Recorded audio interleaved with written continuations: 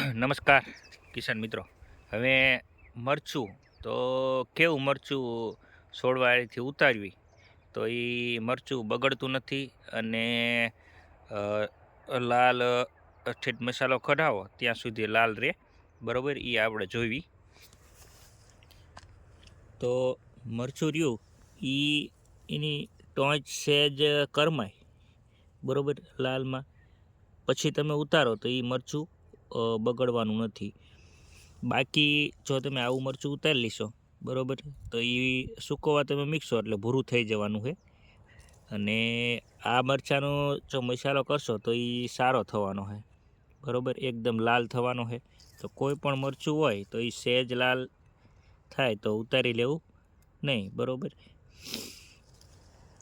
બાકી તો જો તમે સહેજ લાલ હોય, બરાબર, તો એ મરચું ઉતારશો તો તે લાલ તો થઈ જ જવાનું છે, પણ એનો મસાલો સારો નહીં બને, બરાબર. સારો બનાવવા માટે સહેજ ટોચ એની એકદમ સુકાય જેવી થાય, બરાબર, પછી ઉતારશો તો મરચું એકદમ લાલ થવાનું છે. બસ અત્યારે આટલું. જય હિન્દ.